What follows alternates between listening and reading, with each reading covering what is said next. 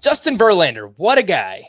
Hey there, YouTube. Please like this video and subscribe to the channel if you haven't already. Tap that notification bell so you know every time we go live. We're recapping Tuesday's action. Up next. What's up and welcome into Fantasy Baseball today on Wednesday, August 24th. Frank Stampfl joined by Scott White. Today on the show, Justin Verlander just keeps on crushing it right now. We have an update on Fernando Tatis Jr. Will that change how we feel about him next year? Probably. I don't know. Let's find out. And then I do have some random stats. Did you know? Some fun things, but we will get into it. Let's jump in. Oh my goodness gracious. All right. Oh my goodness gracious. Scott has a very obscure player, so I'm going to save him for a second. Not the breadstick today, because there wasn't a breadstick. Basically, I like to go, totally off board when there isn't somebody just screaming, when there isn't somebody who legitimately said, "Oh my goodness gracious." But we'll let you go first. Yeah, I think Justin Verlander is that player from Tuesday's action, but it's, what are we going to say about Justin Verlander at this point, right? Exactly. He's been amazing all season long. He actually threw 6 perfect innings here on Tuesday on just 91 pitches, but he was pulled after those 91 pitches, which I thought was interesting. He had 10 strikeouts to 0 walks, of course, 13 swinging strikes on those 91 pitches. I think he gave up 1 hard hit ball in this game. His average exit velocity against was 80 miles per hour. Just keeps on crushing it. He has gone 6+ innings in 10 straight starts, and his 19 quality starts are tied for second most in Major League Baseball with Max Fried. Of course, the only pitcher ahead of both of them is Sandy Alcantara. And Scott, just watching this start, Verlander seemed a little extra motivated. I don't know if you've been following the active strikeout leaderboard in MLB history, but it's basically him and Scherzer going back and forth now for, I guess that would be 12th and 13th place all time. So it's like one guy makes a start, he jumps ahead of the other. The other guy makes a start, he jumps ahead of him. So Verlander, he seemed a little bit extra motivated today, but he was pulled after 6 perfect innings, which, I think we're going to start to see more of that here down the stretch, Scotty, because innings are starting to add up now, especially for Verlander, who didn't pitch last year. Tony Gonsolin's another one who I noticed. He was pulled after 77 pitches, only 5 innings pitched here on Tuesday night. And I think at this point in the season, we're going to start to see more of that. Regardless, I mean, Justin Verlander's a top 5 pitcher for fantasy. Yeah, so he's at, let's see, 149 innings now. Let me see if I can find this real quick.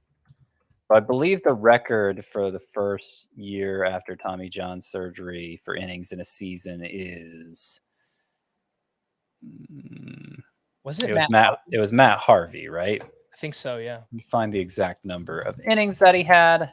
Should have had this ready to go if I had no idea I was going to talk about it. Okay, so 189 and a third is what he threw in his first year back from Tommy John surgery. Let's see. So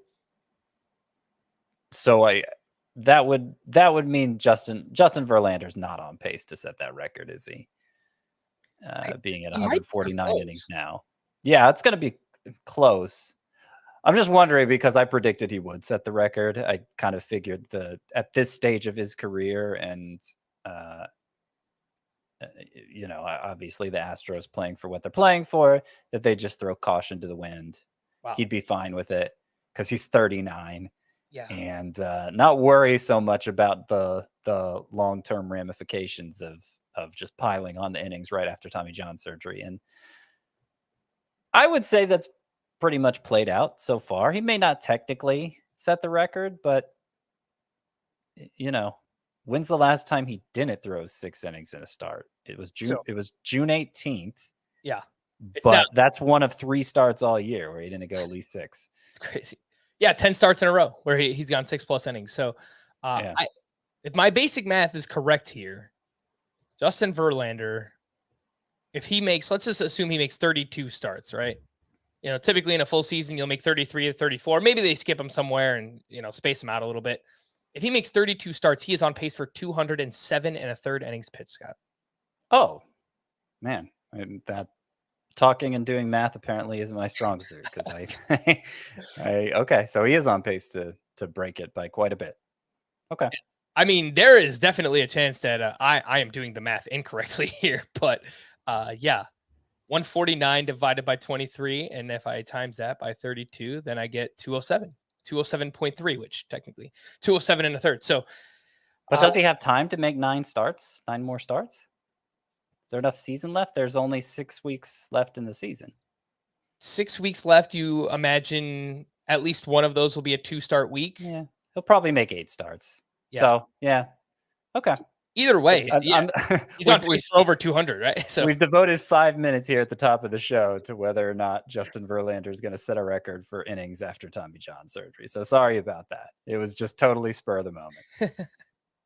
I know that there's a feature out about him right now on The Athletic about how, there was a lot of reflection time during, recovery from Tommy John. So seems to be a different person, a different pitcher. And yeah, I mean, he is doing it differently than he has in the past. Either way, Verlander's awesome. And we'll have all off season to kind of talk about like how we feel about him next year coming off, throwing off all these many innings. But obviously that doesn't really matter right now. Scott, oh my goodness gracious, for you from Tuesday. All right, here's the guy. Ready? I'm ready. Donovan Solanovan. Actually, it's Donovan Solano is the actual name. Who's that? Who is that? Come on. So right now, he's the Reds' primary DH, also seeing time at second and third base. And that's part of the calculation here. Those are 2 weak positions, very difficult positions to fill. But Solano, since entering the lineup in mid-June, has filled it quite well. He had a 3-hit game here on Tuesday. It was his third 3-hit game in his last 4 games, bringing his batting average to 331 and his OPS to 835. If 331 batting average, normally would say, oh, well, that's obviously unsustainable. But Solano has like a 33% line drive rate. He hits the ball to all fields. Since the start of the 2019 season, he's a 310 hitter. So like hitting for average is what he does. And, in the environment we're in right now, that's even more valuable. That makes for that carries more weight than in the power laden environment of years past. Now, you look at the week by week breakdown for Donovan Solano in points leagues, you're probably not that impressed. There have been reasons why he's been in and out of the lineup since joining the Reds. Most recently, he was he was on paternity leave, I believe. Yeah. And so he missed a few games because of that. But given the current state of their offense, given how he's performing, I think he's going to play virtually every day to close out the season. Is he going to be a stud? No. It's mostly just batting average. There's a lot of power there. There's not any speed there. But again, being a good source of batting average makes you at least somewhat useful, particularly at 2 positions that are really weak. So if those are positions you've struggled to fill all season, particularly if your league's on the deeper side, Donovan Solano is being completely overlooked right now, only 4% rostered. Yes, so widely available. And again, for those in deeper leagues, deeper points leagues, I think makes a ton of sense for his skill set as well. I did have a few deep league third baseman I wanted to ask you about later on, Scott, but since we're talking about good old Donovan Solano, I'll bring up a few of these names as well. Evan Longoria went 2 for 4 with his 12th homer, and in 12 games since returning from the IL, he's hitting 353, 3 homers, hitting the ball really hard, 93 mile per hour average exit velocity during that time. The problem for him, he sits about every third game or so. The Giants are pretty cautious with him at this point. And then Emmanuel Rivera with the Diamondbacks. He came over from the Royals, and he's quietly been pretty good with them. Back-to-back multi-hit games for him. And in 15 games with the D-backs, he's hitting 296 with 4 homers and 4 doubles. He's 6% rostered. Scott, how do you rank Longoria, Rivera, Donovan Solano in deeper leagues?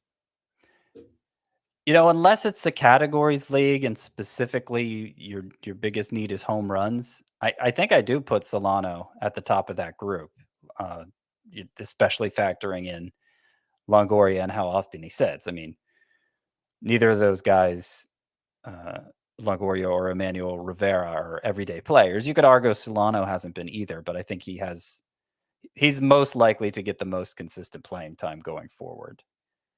And I would say he's my choice. Longoria would be my second choice. It is good that he's begun impacting the ball well again since returning from the IL. That was something he did really well last year. He was kind of a stealth sleeper, deep sleeper coming into the year, just because you look at that 94.1 mile per hour average exit velocity for Longoria last year, and you think, oh, well, that could turn into big production. It's gone down, and it wasn't even big production when he had it that high. So, I just think Longoria is pretty fringy, which isn't to say Solano isn't, but I'd rather have Solano. Yeah, I mean, we're talking about deep league corner infielders at this point. And I think Longoria is going to be the best one on a per game basis, but the lack of volume, it's not ideal, especially when if you play in a points league, you need plate appearances, and if you're playing in Roto, you might need counting stats at this point in the year, and the lack of playing time is going to hurt that. So, those are some deep league corner infielders if you need those. Let's talk about Fernando Tatis, guys. We talked about this recently. Obviously, the big news that the PED suspension, he's going to miss the rest of this season, and depending on if the Padres make the playoffs, how deep they play into the playoffs, he's going to miss about the first month or so of next season as well. Now, Tatis met with the media here on Tuesday, and he apologized profusely. It seems sincere. Kind of feel bad for the guy, but then again, he did it to himself. So it is what it is at this point. He announced that he will have the shoulder surgery that the Padres wanted him to have at the end of last season. So we do have an extra, I don't know if it's an extra risk factor, but it is an extra factor. It's something that we have to consider. So not only will he miss the first 30 or so games next year with suspension, he is returning from a wrist injury, which he suffered, this past offseason. He will be coming back from shoulder surgery, and he will not have appeared in a Major League Baseball game in just over 19 months, Scott. So I put out a poll asking, it's very early in the process, but where would you draft Tatis next year? And the options were rounds 1 and 2, rounds 3 to 4, rounds 5 to 6, or later than round 6. What do you think got the highest percentage of vote? Well, I voted in the poll myself. I said 3 to 4. Okay. And that was what received the most. That got about 37% of the vote. The next closest was actually later than round 6, 23%. But I feel like whenever a poll is this well distributed, it's a good poll because people actually have to think, and the responses are all over the place. So rounds 3 to 4 is the leader, but there was people that are saying he's completely off my board already. And then there's other people like, what are you talking about? He's Fernando Tatis. He should still be a second round pick. So I don't know. I think he's going to be a really polarizing topic in the offseason. I don't want to be cavalier about surgery, and particularly shoulder surgery, but I see this less as an additional risk factor than the removal of a risk factor, because I was with the Padres coming off last season. I wanted to see him get it addressed surgically, and he chose not to. And so I thought, oh, great, this is going to be something that keeps popping up again. Because remember, in 2021, Fernando Tatis, 3 separate IL stints for that shoulder injury. And that shoulder's been bothering him dating back to his time in the minors. So, it needed to be addressed. And then you consider what the shoulder surgery actually is. It is to repair a torn labrum in his left shoulder. He's a right-handed hitter. He's a right-handed thrower. That's the shoulder. That's the less important shoulder. It's just like Josh Young, the big Rangers prospect.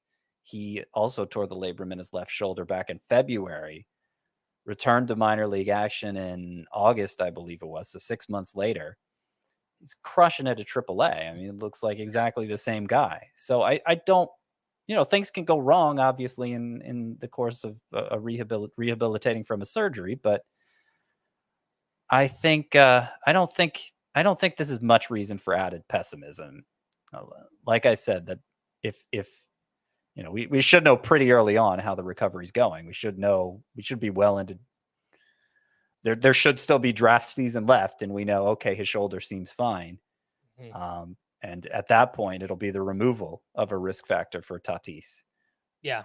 I think right now, while the news is fresh, people, I think their first reaction is to be nervous about this. But if the news is positive, leading up to spring training and even throughout spring training, I think we're going to start to see, a lot of hype around Tatis. And it makes sense. I mean, even if he is, let's say he's still so young, it's hard to actually calculate how much these injuries matter for a player of his caliber. But even if he's 80 to 90% of who he was before, that's still a superstar for fantasy. So just keep those things in mind. We'll talk about it all off season. And remember how young he is. He's actually younger than Josh Young, who hasn't debuted in the majors. That is crazy. Yeah. So just to put a number on it, Fernando Tatis Jr. is 23 years old and will turn 24 January 2nd of next year. Let's get into some other waiver wire hitters from Tuesday's action. And I know we talk about Jorge Mateo a lot, Scott, but he is still pretty available on CBS. I would imagine a lot of these are points leagues, but yeah, the way that he is playing really over the past month or so, I feel like he needs to be rostered even in points leagues. The strikeouts are down. He is hitting for a good amount of power. He's stealing bases still. He's getting on base. The Orioles are a pesky lineup, so there's been some counting stats there. He went 1 for 3 with an RBI, his 28th steal. 70% rostered. Scott, seems too low to me. What do you think? Yeah, I mean, obviously the plate discipline is pretty awful for Mateo, even during this good stretch, which I always date back to July 10th. Or wait, do I go even further with it? Because July 10th, he's hitting well over 300. I think normally, what do I say? July 10th looks, of course, these are always arbitrary endpoints, but it looks like that's about when he got hot. So yeah, there were a couple more home runs if you date it back to June 25th, and that's I think that's a more reasonable stat line you're looking at from that point. So his slash line, not counting Tuesday's game, if you date it back to June 10th, is 287, 339, 554. Still really good, but in a way, he's a 330 BABIP during that stretch. So in a way that seems more sustainable than if you just started at the hottest point. So let's use that as the starting point for Jorge Mateo. And let's see exactly how he's done in points leagues during that stretch. And then we don't just have to guess how valuable he is in that format. So let's see. This is when it'd be nice to have a third person on so I can look this up and the show can continue. But anyway, okay, I think I got it here. Jorge Mateo. So dating back to June 25th, 3.05 points per game. That's basically what Andres Jimenez has done during that stretch. It's a little better than Dansby Swanson has done during that stretch. It's certainly a starting caliber player, even in points leagues. So yeah. Yeah, I guess so. Being dual eligible, shortstop, outfield. He's probably pretty fringy in a points league, especially if you're talking about just 9 hitters being started. But Jorge Mateo you could make the case he deserves to be rostered in more than 71% of leagues. Sure. Absolutely. Yeah. He is, if nothing else, ride him while he's hot, right? And he's got multi-position eligibility. So I know it's a shallower format, but shortstop, outfield kind of depends what you need, but throw him in there and he's playing really well right now. Mentioned some of those third basemen earlier. Let's get into some outfielders. Oscar Gonzalez, we talk about him a ton. He hit his 4th home run. I think he had another hit in that game as well. But he's been really good all season long. Let's see. Oscar Gonzalez. No, he only had 1 hit. 1 for 4 with his 4th home run. He's batting over 300. He needs to be rostered in more than 28% of leagues. I was going to include him in this group, but I think he's better than the rest of these names. So we're going to exclude Oscar Gonzalez. The other 3, more deep league outfielders, and I see the YouTube chat talking about them, so they're definitely going to be interested. Manny Margot went 2 for 4 with a double, a walk, 3 runs scored, 2 RBI. Massive game here. He has started 3 of 4 games since returning for the Rays. He's hitting 299 on the season, 3 homers, 5 steals. He's only 27% rostered. Jake McCarthy, we've mentioned a few times recently. He's playing well. He went 2 for 3 with a double, an RBI, his 10th steal in 65 games. And on the season, he's hitting 282 with a 772 OPS, 19% rostered.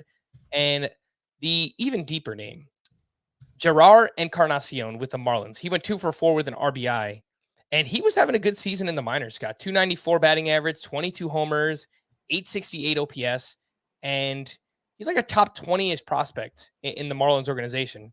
Not that they have the best farm system or anything, but I think it's worth noting. So, what do you think about these three? More so for 5 outfielder leagues: Margot, McCarthy, Encarnacion with the Marlins. Well, I'd rank them Margot, McCarthy, and Encarnacion. And I think of the 3, Margot has the best chance of becoming like 12-team relevant. For the most part, these are going to remain deeper league guys. McCarthy shows good plate discipline. I could see him hitting for average, getting on base at a good clip, but I don't see a lot of opportunity for power there, the kind that he'd need to make himself 12-team relevant, especially if he's not going to play quite every day. He plays most of the time, I guess, but they've had trouble getting both him and Stone Garrett in the lineup at the same time, and I prefer Garrett, frankly. Same. I started him in a deep league this week, and I saw he's been out of the lineup now for 2 of their last 3 games, which he didn't really do anything to deserve being benched. It's just the Diamondbacks kind of have a logjam right now. It's not like they're all great players. Right. And the thing is, like, at some point, Corbin Carroll, I think, is going to be up too. Yeah. Speaking of Corbin he's going to play. So, Scott, I picked up Corbin Carroll in the Tout Wars head-to-head points league. And for those who don't know, Tout Wars, expert league, industry league, and there's a bunch of different formats. I play in the head-to-head points league. Scott is in the 15-team Roto League. When you add a player in Tout Wars, you have to put him in your lineup the week that you add him. So I picked up Corbin Carroll knowing that I was just going to get a 0 for this entire week, just on the chance that he gets called up in the next couple of weeks, and Frank, that he's a potential league winner. So yeah, Frank, poor innocent Frank. What'd I do? There are exceptions for play. If you pick up a player, yes, he does immediately go in your starting lineup, and if he's an active player, he has to stay there. If he's not an active player, you can replace him midweek. So on Friday, once the week starts, you can replace him. Oh, all right. Well, that's good to know. I'll show you how afterward. It's to be totally fair, it's kind of a tough website that we play on, so I'm not even fully aware of every single one of the rules, but that's good to know. Thank you, Scott. You should be stashing Corbin Carroll. That's the whole point of this. I saw this tweet from Matt Eddy of Baseball America. He's their executive editor, and he said, rumors of call-ups for elite prospects like Gunnar Henderson and Corbin Carroll are circulating because there are 44 days between today and October 5th, the final day of the MLB season. Calling players up now would preserve their rookie status for 2023 if they stay under 131 at bats. So within the next week or so, we could see both of these guys. Right. If you're going to call them up now and play them every day, they probably won't stay below 130 at bats. So it's more likely going to be when rosters expand in September. And that's not, roster expansion isn't what it used to be. It used to be you could bring everybody up on the 40-man roster. Now it's just you could bring your roster from 26 players to 28.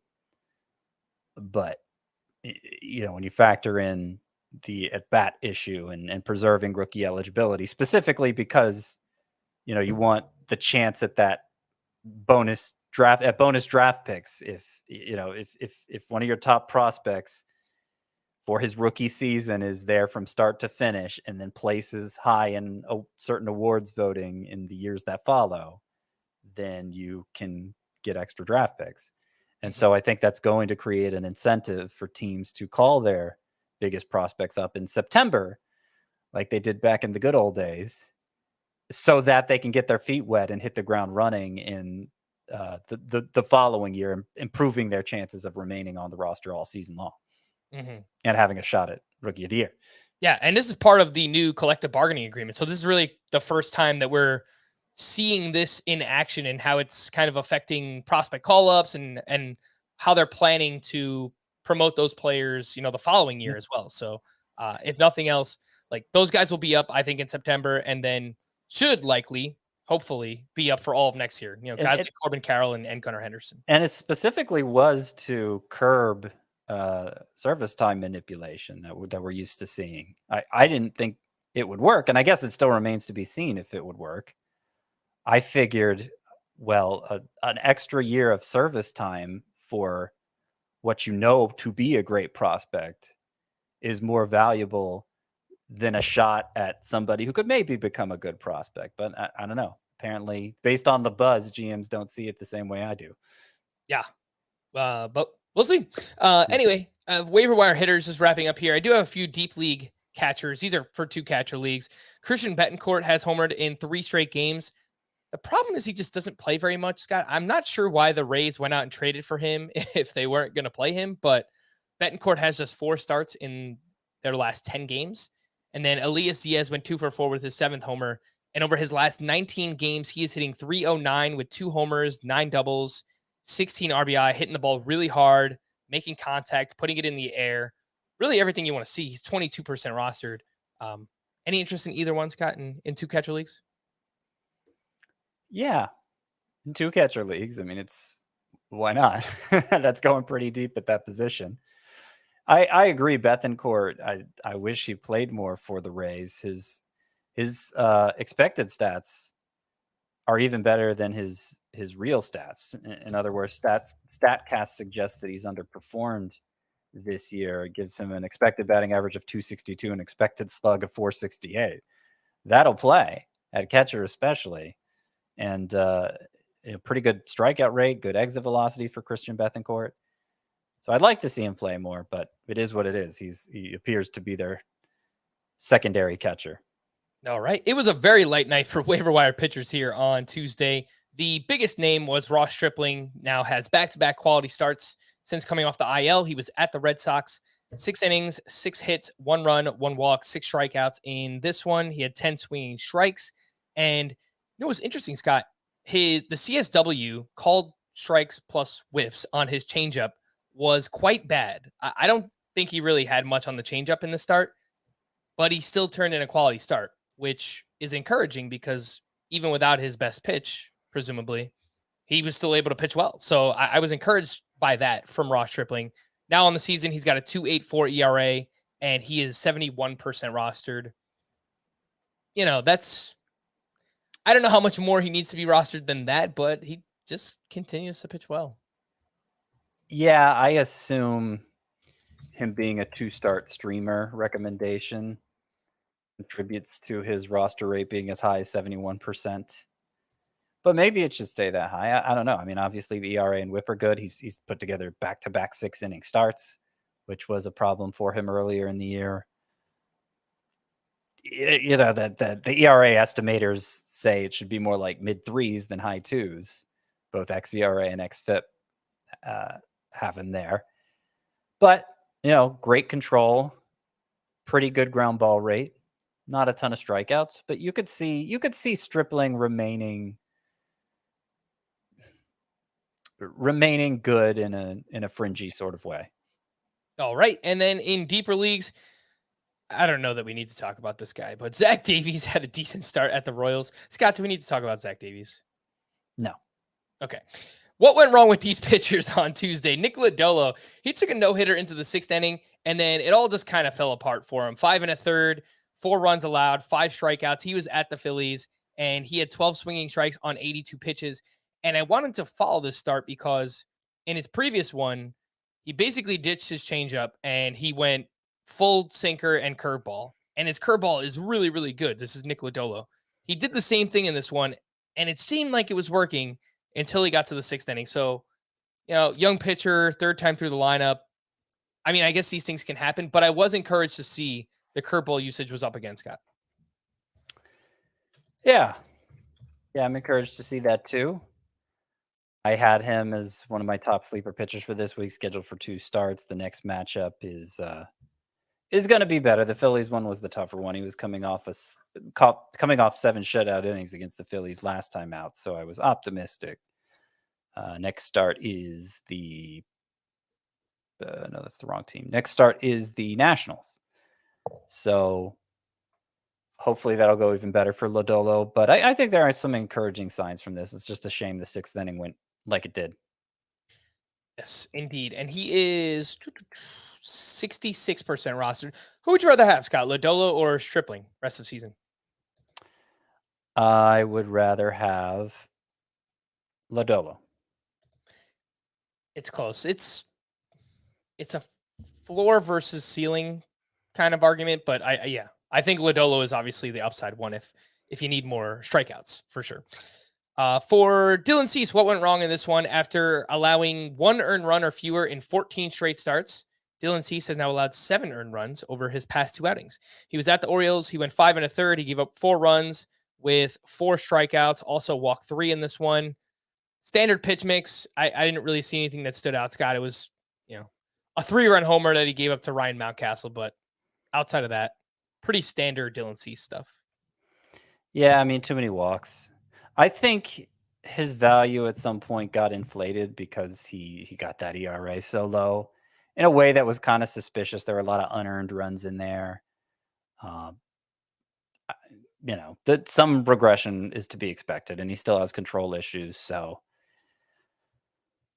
not terribly surprised that it's been kind of bumpy for him recently. Obviously, he's still a good must-start pitcher and everything, but he's not.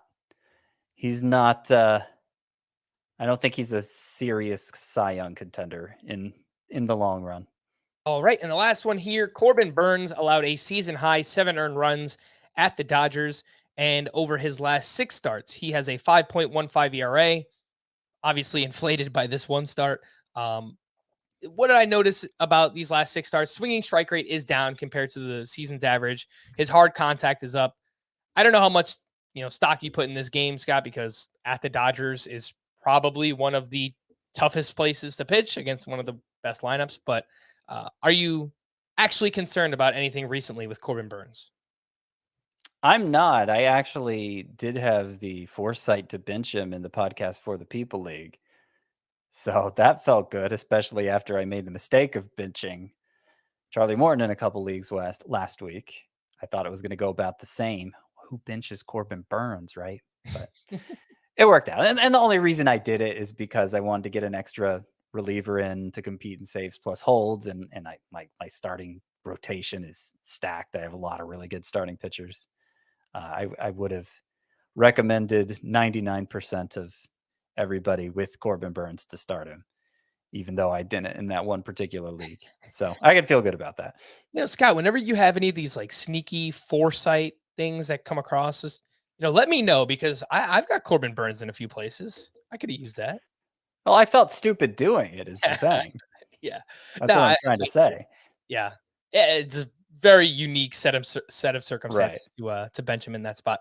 Before we hit the break, just want to let everyone know that, give a shout out to, I mentioned recently, the Fantasy Football Today Draftathon is coming up. I believe it's August 31st, and it's a 6-hour streaming event where they're raising money for St. Jude. It's obviously all for a great cause. And recently we had a listener league spot up for auction on eBay, and just wanted to give a shout out to Daniel Boger. Hope I'm saying your name correctly, because he wound up winning it. And again, all that money going towards St. Jude's. But we do have another auction that is up right now, and I'm going to put the link in the podcast and the YouTube description. This is for a guest spot on the podcast. So if you ever wanted to be on Fantasy Baseball Today, now is your opportunity to do so. So you can bid on that on eBay. And again, all of the proceeds go to St. Jude's Children's Hospital. And you can let us know when you want to come on towards the end of the season, off season, leading up to draft season. And, we'll talk it out. We'll talk players. We'll talk strategy, whatever you want to talk about. This is your opportunity. So if you want to bid, it's obviously going towards a great cause, and we really do appreciate it. Let's take a break, and we'll get to the news and notes here on Fantasy Baseball Today. The news and notes. It is now official, Scott. Remember Walker Buehler? We didn't know what kind of surgery he was having. Well, now we know. He underwent Tommy John surgery and flexor tendon repair surgery on Tuesday, and based on that, it seems very likely that he will not throw a single pitch next season, which is a killer for keeper dynasty leagues wherever you have Buehler. Unlike the Fernando Tatis situation, can't really find a silver lining here for for Walker Buehler. It's really bad news. And what makes it worse, bad enough that he's lost most of this season, is probably going to lose all of next season as well.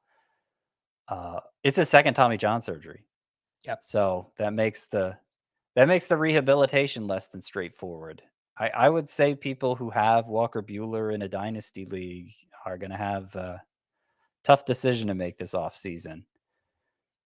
I'm not suggesting everybody in a dynasty league should drop him. I have him in one myself, and I plan to hold on to him, but it kind of depends on what the cost of holding on to him is, how many players you get to keep, etc. Yeah. I will say he's a name to pay attention to during draft season next year in those keeper and dynasty leagues, because if someone throws him back, you might be able to get him at a cheap cost. Of course, you'll have to hold on to him the entire season, but then for 2024, you'll obviously have a really cheap Walker Buehler. Not that we know what kind of pitcher he'll be at that point, but just something to throw out there right now. Bryce Harper, in his first rehab game, blasted 2 home runs, and it sounds like we could see him at I think he's like 5 days away from being eligible to return, something like that. So the end of August, early September, Bryce Harper coming soon. Trevor Story also could be coming soon. He will start a rehab assignment at AA on Wednesday and has been out the past 5 weeks with a fracture in his right wrist. Juan Soto was scratched Tuesday with mid-back tightness. Xander Bogaerts left early due to mid-back spasms. A lot of mid-back stuff going on, Gotta stretch out a little bit. How you doing, Scotty? Yeah. Like physically, you good? You still, get around? You're right. Am I still getting around? Yeah, just like physically. Are you okay? Yeah. I'm in ship shape. Getting a little bigger every year. Don't much care for that. I've always been a skinny guy. All right. But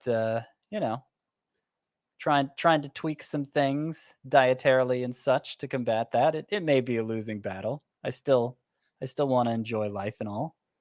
And I may be sweating it a little too hard because what bothers me is it's just like my arms aren't getting bigger. It's just concentrated in the stomach area. Getting a little bit of a gut, Oh, I It's know like- all too well, Scott. Look, you don't even drink beer, so you don't have to worry about that. So, No. I got the beer problem, pasta. I love pasta, man. Like, Yeah. I could eat pasta every That's the single day. thing. Like,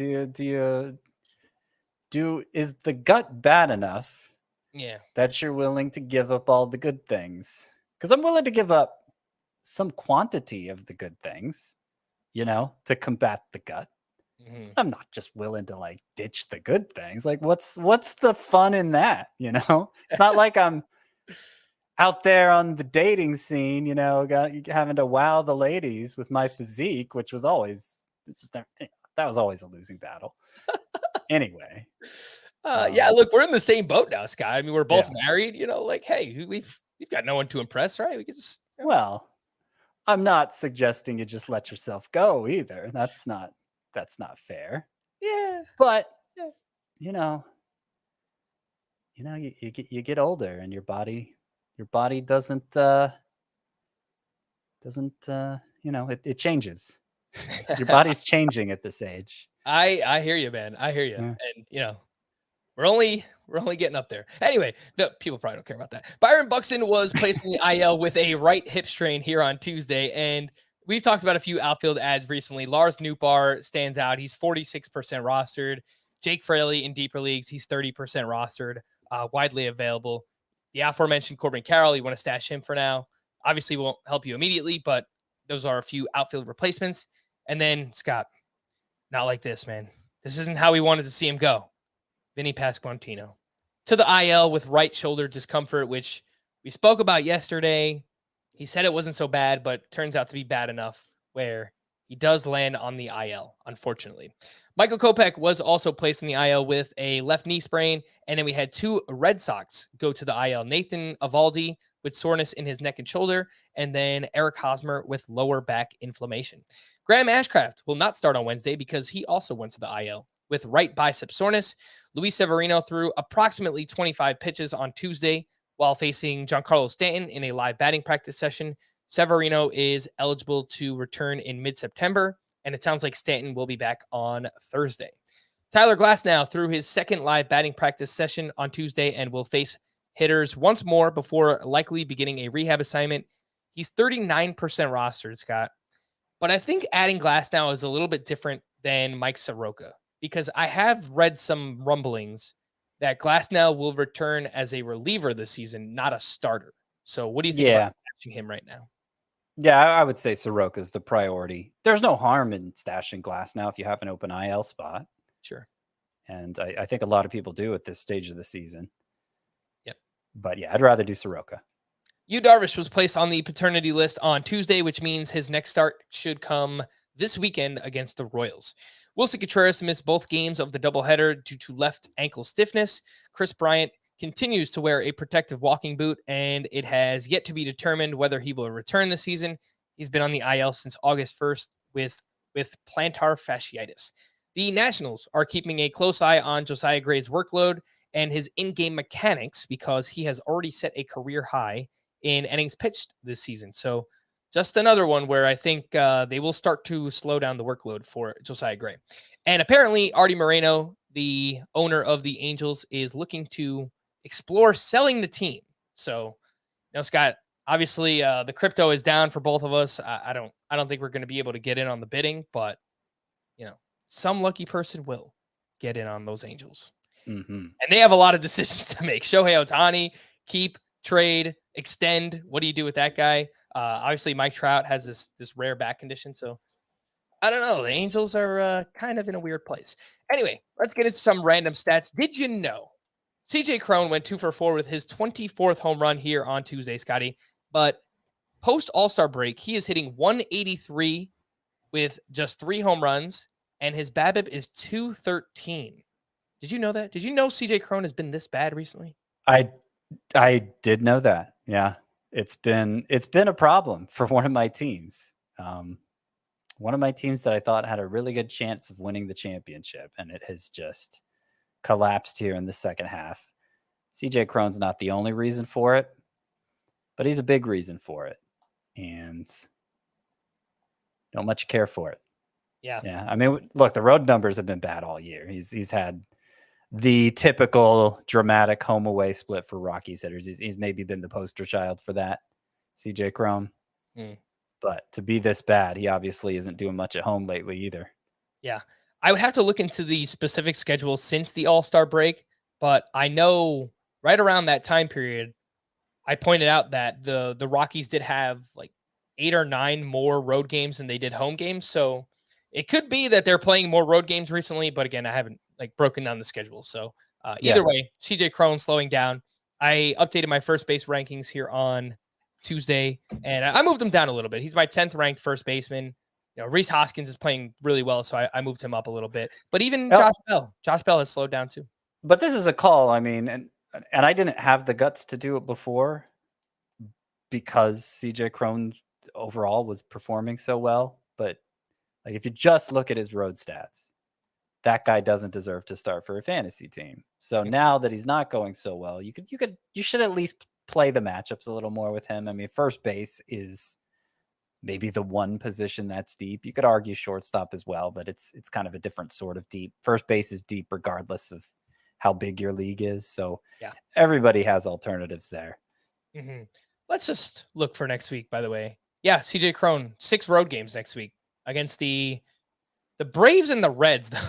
Obviously, Cincinnati is a great venue to hit in. So, if you have a better option, it's something to consider. Right. With CJ Cron. Christian Walker went 3 for 5 on Tuesday, and the BABIP is starting to come around, Scott. Finally, I know for a large majority of the season, Christian Walker had the lowest BABIP among qualified hitters. But in the month of August, he is hitting 333 with 6 homers, 15 runs, 19 RBI. He's hitting the ball hard. He's putting it in the air, as he's done all season. His overall batting average now up to 224, which still seems low, but about a month ago, he was batting below 200. So to climb your batting average 30 points in that time, that's pretty impressive. So Christian Walker, he's been great in the month of August. Mm-hmm. Yes, and he's somebody who's underperformed his expected stats all year. I have more confidence in him than like CJ Cron right now. unless it's a full week of home games for Crone. Yeah, I think that makes sense. Eugenio Suarez hit his 23rd home run. And Scott, did you know that he is the 13th best third baseman in Roto this season and the 106th overall player in that format? That seems sad to me. That makes me sad. That makes me sad for third base and hitters in general, because it doesn't feel like he's been very good. He's hit a lot of home runs. That's about it, though. It was someone either tweeted me this or it was a YouTube comment recently. And someone said, does it feel like your hitters have all been terrible recently? And on some of my teams, yeah. You look at it, I was updating the rankings. I like to look at the last 28 days to, just kind of refresh yourself, right? Who is playing well over the past month or so? And a lot of the leaders at every position, Scott, are waiver wire players. It's like, where are the stars? What are they doing? It seemed like every position I looked at, there really was not a lot of studs up top. So I don't know what's going on or if there's any reason for it, but it is something I have noticed as well. Haven't really looked into the league-wide data in a couple months, because once things started to improve in the summer, I just stopped checking. Yeah. I'll take a look at that at some point, see if there's anything going on there. All right. And then Jeff McNeil went 2 for 4, another multi-hit game for him. Did you know over his last 25 games, he is hitting .427 with 3 homers, 15 doubles, 15 runs, 14 RBI, and he is now batting .321 overall, the 4th best batting average in all of baseball. Did you know that, Scotty? I knew his batting average was good, and he was surprisingly high, at least in points leagues. I mean, I know he doesn't strike out much. He ranks surprisingly high. Early in the year, he wasn't playing as consistently. I think that's certainly changed for Jeff McNeil, but we'll never see him be that guy he was in 2019, hitting, 23 home runs, 24 home runs. Yeah. And yet the environment has changed enough that if he can be this guy, if he can be batting average standout, he'll still be productive enough to start in the majority of leagues. Yeah, especially in points leagues. I think that's really going to be his format moving forward. But yeah, look, a .321 batting average over the course of the full season, that will play in categories leagues. It's just you're not really going to get much else outside of that. What else do we have? Some hitting leftovers. That's all I have for Did You Know? Hope you enjoyed it. The leftovers from Tuesday, Vaughn Grissom, just another great game. 3 for 4 with a run and an RBI. Marcus Semien went 2 for 3 with his 20th homer. I guess this could have been a Did You Know, but since the start of June, 75 games, Marcus Semien is hitting .259 with 19 homers and 13 steals. That is a 38 homer, 26 steal pace over 150 games, which is just massive, massive. Yeah, it's a shame that we're dealing with this humidor in April and May that suppresses offense so much, so that Semien can't be this guy over 150 games. It's a shame. I hope they tweak that next year. Actually, I'm kind of tired of them tweaking stuff every year, but that would probably be for the better if they did that. It would just catch us all by surprise again, I'm sure. I'm sure there'll be something tweaked in the offseason, Scott, that we have to figure out. How is this going to change fantasy baseball? And it's going to be tough to do. That is my early prediction. Eloy Jimenez went 1 for 2 with 2 walks. Nice to see. He doesn't usually walk that much. And his 7th homer, that was his first home run since August 5th. And in 38 games since returning from injury, Eloy Jimenez is hitting .328, 6 homers, 91.8 mile per hour average exit velocity. That is a 23 homer pace over 150 games, which isn't great, but the batting average definitely plays. So you'll take that. Well, it's funny you say he doesn't walk much, because in August he's walked 13 times compared to 15 strikeouts. So I don't know what's gotten into Eloy Jimenez as far as that goes. I mean, just everything's going right for him in August, including, I think, didn't he leave early? Got hit in the elbow by a pitch. Yeah, but X-ray's negative, so hopefully he'll remain in the lineup for the White Sox. Yeah, he's another one. We spoke about Jose Abreu yesterday. Eloy Jimenez, well, I think he has strong raw power. He hits a lot of ground balls, and I think he's someone that his power might get sapped a little bit in this environment too, but it's obviously great to see he's hitting for great batting average. And, if the White Sox were playing well, maybe we would see better counting stats from Eloy Jimenez. But alas, this is where we are. Aaron Judge went 2 for 4 with another sock and a shoe. 48th home run, his 14th steal. He only has one caught stealing on the season. It's just insane what Aaron Judge is doing. Bobby Witt Jr. went 1 for 3 with his 17th home run. He is hitting .251. He's got 17 homers, 24 steals on the season. And he's kind of just a physical freak, Scott. Bobby Witt, 92nd percentile max exit velocity, and apparently the fastest player in baseball. He is 100th percentile in sprint speed. Okay. I think multiple players can be 100th percentile in sprint speed. I think I've seen that. Sounds right. But yeah, I mean, Bobby Witt is really fast. Here's an interesting stat for Bobby Witt, though, that I noticed the other day. You would think, okay, he's obviously one of the front runners for AL Rookie of the Year, right? With the season he's had, certainly been a good fantasy season. 16 homers, 24 steals. Well, I guess 17 homers, 24 steals now. His WAR, at least according to Baseball Reference, you know what it is? Bobby Witt, his WAR.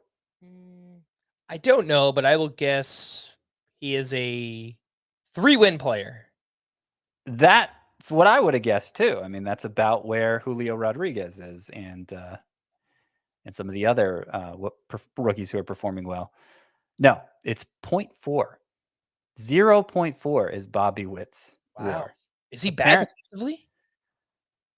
According to the way Baseball Reference WAR measures it, yes. His defensive WAR metric is pulling him down pretty severely. And you know what I was going to say about Bobby Witt is he's a lot like Bo Bichette in that he's not, and this could change, he's still young. He's not a great hitter yet in terms of walk rate, OPS. Those things are still lagging. I mean, even batting average, .251, that's about average. It is what it is. But, you know, in his rookie season, he doesn't look like a great hitter yet. That's not to say he can't become one, but that's just something I noticed. He's kind of that Bo Bichette, Francisco Lindor mold as of now. Yeah, it's really the stolen bases that are carrying him. Otherwise, he'd look a lot like Jeremy Pena, probably. Yeah. Not that Pena is a 0 for stolen bases himself.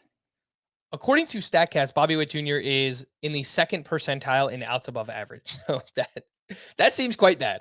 Alex Bregman went 3 for 4 with his 19th home run, just keeps on crushing. He, in 31 games post All-Star break, is batting .339, 8 homers, 13 doubles, 28 RBI, hitting the ball harder and putting it in the air. It's, great to see from Bregman.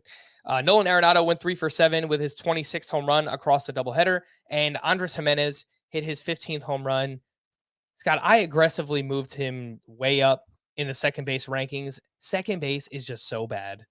I moved him up to, maybe I didn't save it. It seems like I have him 13th in the rankings, but I definitely moved him higher than that. Maybe it was in Roto. Yeah, I moved him up to my 6th ranked second baseman, which is very aggressive. But like Brandon Lau, Whit Merrifield, Ketel Marte, Ty Francis slow down, Jorge Polanco has been not great this season. So, man, second base is not good. And as a result, Andres Jimenez, he's moving on up. Some pitching standouts. I can see it. I have him 13th, but I could see moving him up that high. It's not like I have strong feelings about the 6 ahead of him. Some pitching standouts, Scott. We saw a great start from Carlos Rodon. He now has 8 double-digit strikeout starts this season. He was at the Tigers, 7 innings, 1 run, 10 strikeouts in this one. And his fastball velocity, not all the way back up, but it was up compared to his previous one. And his 189 strikeouts are now tied for most in Major League Baseball. That is Carlos Rodon. Max Fried makes it 6 straight quality starts. He was at the Pirates, 8 innings, 1 run with 7 strikeouts. Robbie Ray took a no-hitter into the 7th inning, and the final line for him, 6 2/3, 1 run, 7 strikeouts. And then Tony Gonsolin had a solid start, 5 innings, 1 run, 5 strikeouts up against the Brewers. But they did limit him to just 77 pitches in this one. Anything you'd like to add, Scott? Gonsolin, Ray, Fried, and Carlos Rodon. I mean, Robbie Ray's been awesome for the better portion of the season now after a very rocky start. And introducing that sinker more seems to be what's keyed it. I think he has more. I think he does a better job of commanding that pitch than the four-seamer. And so we've seen the walks come down in a way that hasn't compromised his strikeouts much, though. So last 13 starts, 2.65 ERA for Robbie Ray, well more than a strikeout per inning. Still an elite swinging strike rate. He looks a lot like the guy who won the Cy Young last year. Mm-hmm. And I would argue that if he can keep this up, this has the potential to be the best version of Robbie Ray that we've seen, because last year he was still giving up a lot of fly balls and hard contact, and those things can lead to home runs naturally. But if he gets ground balls at this rate, a 46% rate, along with his swinging strikes, and it's just his strikeout upside, this could be the best version that we've seen from Robbie Ray. Yeah. Carlos Rodon, just one note on him. He has just 2 walks total over his last 5 starts. So that has really, really helped him go deep into starts. And Max Fried's fastball velo was down 1.3 miles per hour in this start. So just something to watch for his future outings. Standouts part 2. Frankie Montas falls just short of a quality start, but did have his best start with the Yankees yet. He was up against the Mets. 5 2/3, 2 runs allowed, 6 strikeouts in that one. Corey Kluber, back-to-back quality starts after a rough stretch for him. Mike Clevenger goes 6 innings, 2 runs, 4 strikeouts up against the Guardians. Revenge game. And then Pablo Lopez turned in his first quality start since July 26th. It definitely helps when you're facing the Oakland A's. 6 shutout with 5 strikeouts there. Anything on these 4, Scotty? Montas, Kluber, Clevenger, and Pablo Lopez.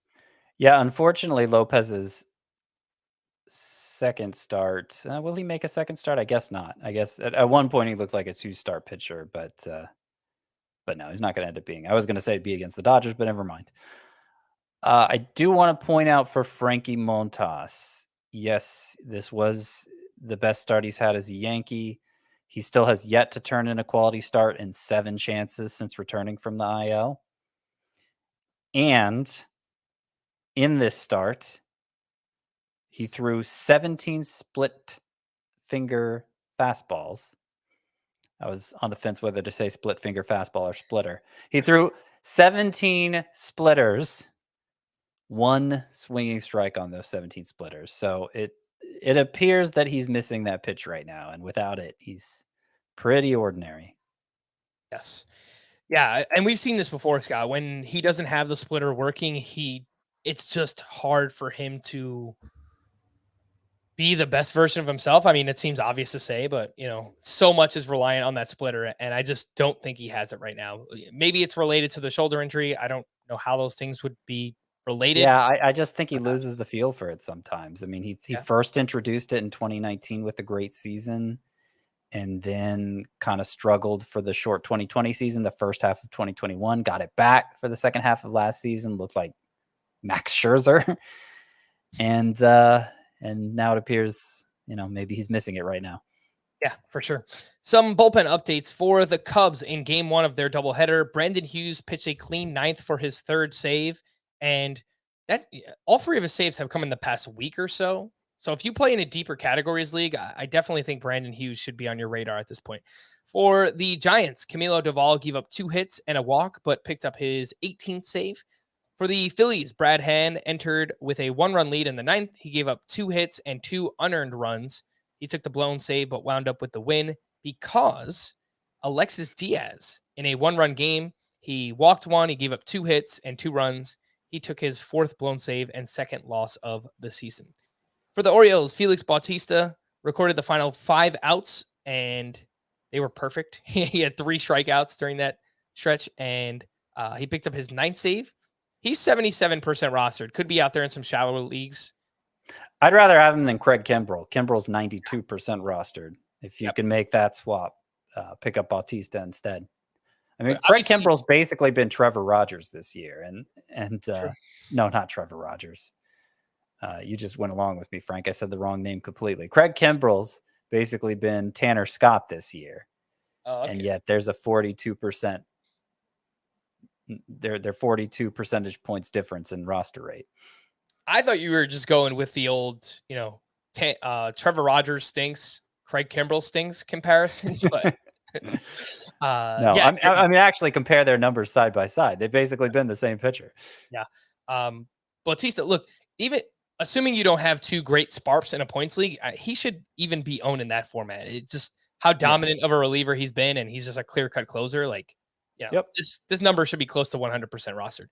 For the Yankees, this one is kind of interesting. Clark Schmidt pitched 3 innings, but and they were leaving him out there to get the final out of the game. Like they were giving him a 3-inning save, but he loaded the bases with 2 outs in the 9th, and then Wandy Peralta recorded the final out for his 2nd save.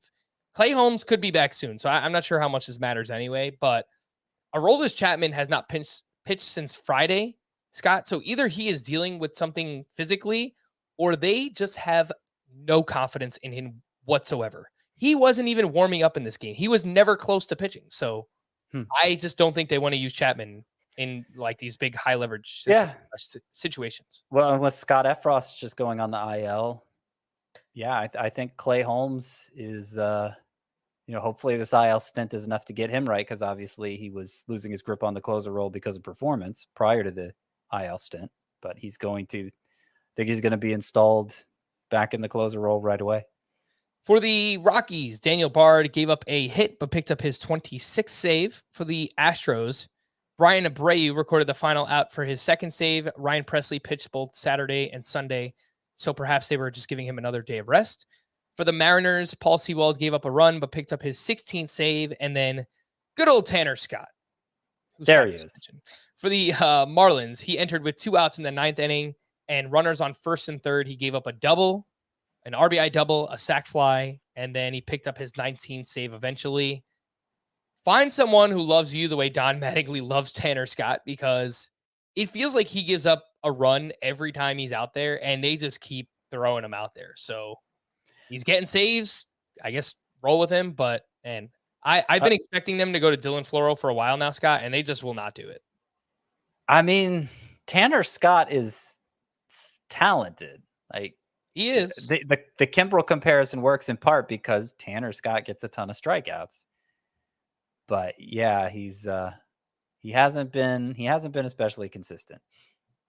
All right, let's get into to stream or not to stream. We've got on Wednesday. Yeah, we lost our guy Ashcraft, so we don't really have much going on here. Mitch Keller versus the Braves, Matt Manning versus the Giants, Spencer Watkins versus the White Sox. Gosh, there's not anybody better. Let me see how rostered Luzardo is. I mean, he is at the Oakland A's. Obviously, that's a fantastic matchup, but I think he's up over 80% rostered now, so hard to include anyone that rostered. Right, you obviously have to start Luzardo against the A's. Yeah, no doubt. Yeah, he's 80% rostered, so. I guess these are our best choices. If you have to choose one other than him, Spencer Watkins against the White Sox is probably who I'd pick. Yeah. I mean, Adrian Hauser is making his return at the Dodgers. That's just brutal, so I wouldn't do that either. On Thursday, we have Patrick Sandoval at the Rays. We have Marcus Stroman versus the Cardinals. We have Marco Gonzalez versus the Guardians. We have Jordan Lyles versus the White Sox. We have anyone else? Cutter Crawford versus the Blue Jays. And James Trillion versus the Yankees. Yeah, so I was kind of dismissive of Sandoval's dominant complete game shutout against the Tigers last time out because it was against the Tigers. I mean, in the context of this, comparing him to this caliber of pitcher, he clearly stands out here. Right. So he'd be the choice. I don't mind Stroman against the Cardinals. By the way, just to linger on the Tigers thing for a minute. Aaron Savale finally made another start. He went 9 days without making one. I don't know why. But remember last time out, he had this crazy strikeout performance. Swinging strike rate was way up. It was against the Tigers.